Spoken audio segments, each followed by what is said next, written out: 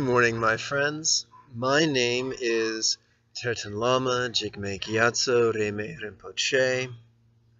Lama Jigme for short, but that's okay. I also answer to, hey, good looking. That's me.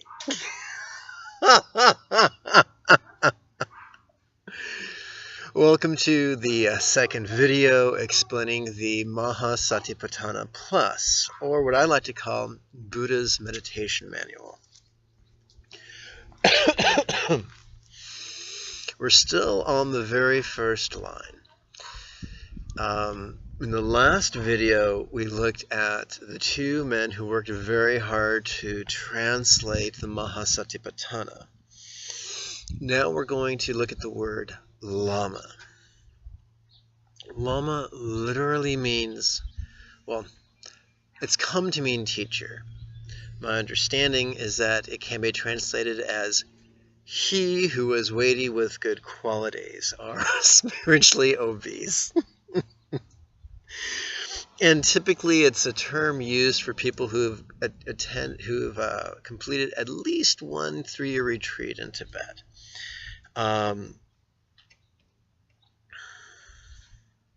But don't be too impressed with the title. There are lots of people who've done 3-year retreats who are complete boneheads, and there's lots of people who've never done a 3-year retreat who are great teachers. I've done several 3-year retreats. They were pretty much unconventional. They were done here in the States. Now, this is super important.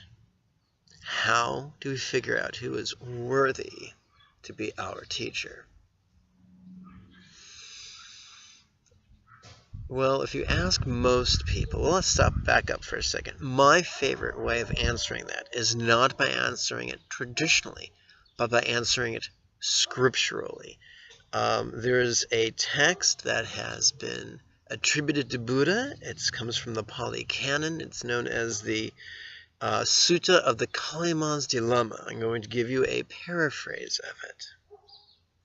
One morning, the Buddha was just doing some walking meditation, grooving in the present moment, because let's face it, morning is pretty awesome.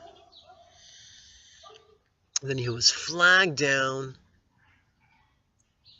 by the city fathers of the Kalimas. Kalimas was a region. And in this story, they all spoke like Leghorn, Foghorn, because who doesn't like cartoons?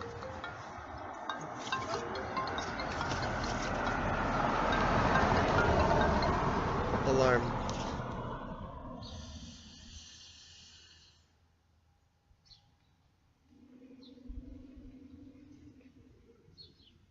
So they flagged down Buddha and said, Buddha, we's in a heap of trouble. Why, every fortnight another Swami blows in, blows up, and blows out.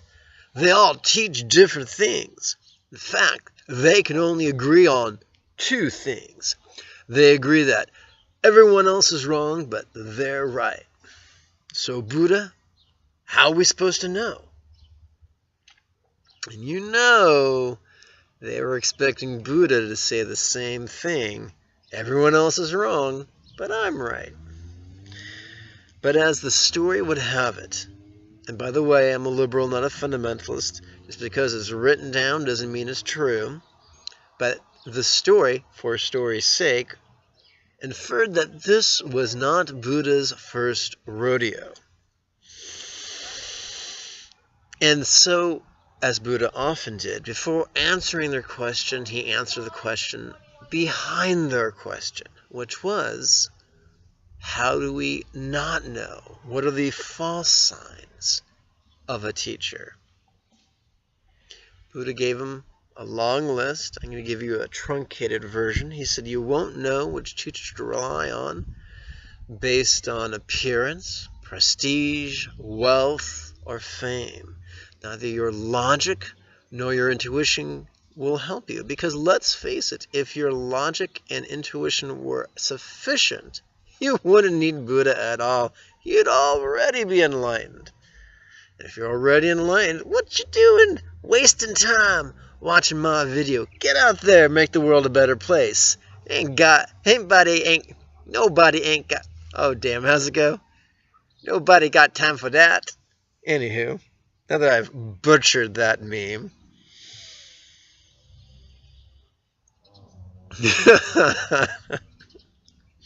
Let's continue.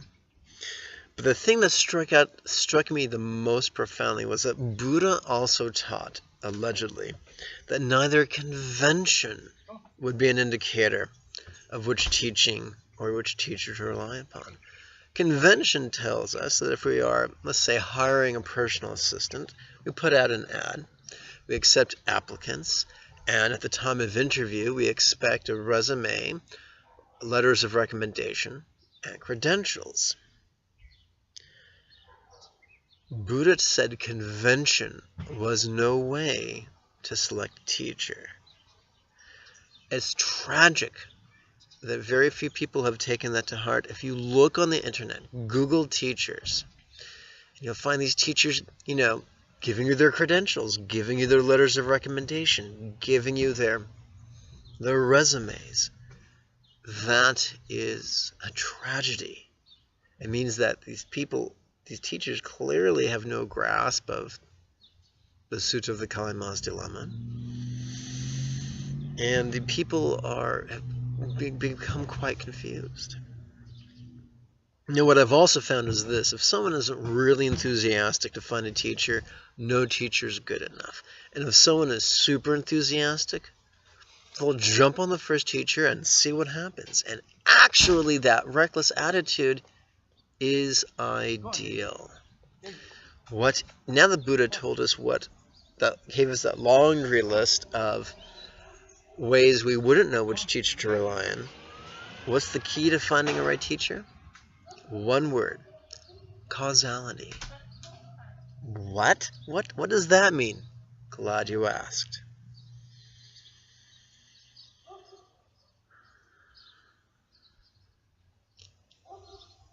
When someone comes to my teaching, I tell them, please, oh please, don't trust me, for that is a form of rigidity, both intellectually and mentally. I say this: give me the benefit of the doubt. Receive the instructions. Apply them once every morning, once every evening for 6.5 consecutive days. And then notice your results. If you got craptacular results and you become so cranky that people call you Little Darth Vader, then go find another teacher. But if you got good results, if this techniques that I taught you in just the first class gave you consistently positive and productive meditation sessions, and if those meditation sessions made you a bit more peaceful, a bit more insightful, a bit more loving, a bit more happy, then come back, get more instructions. That's it. When I was a child in the 70s, there was a television commercial for Pepto-Bismol in which a person lamented, "So last night I went to a restaurant and I told the waiter, I've never had that before. He said, try it, you'll like it. I tried it. I didn't like it. Not so much."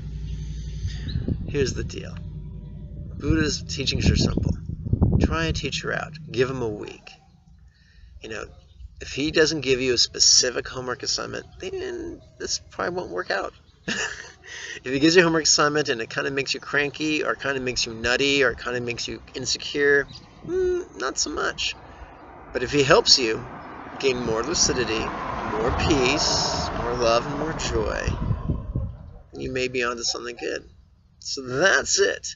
How do you know a teacher? Not by his nifty robes, not by his titles, not by his haircut, but by the effects generated by consistently applying his instructions in a period as short as 6.5 days. That's all you get today, guys. Now, below this video in the doodly-doo, you'll find a link so you can download your free version of the PDF that I like to call the Maha Satipatthana Plus. I update it just about every day. So if I was you, I'd download the latest version at least once a week. If you're interested in attending the next series of either in-person classes or live webinars, use the link below, and you're always welcome. Of course, I invite you to click the like and the share and the subscribe buttons. And of course, after you subscribe, there's a little gear that shows up. If you click that, you'll get an option to receive a YouTube notification in the mail every time I upload a new video. Pretty cool. Well, may you and yours be healthy and happy. Bye-bye now.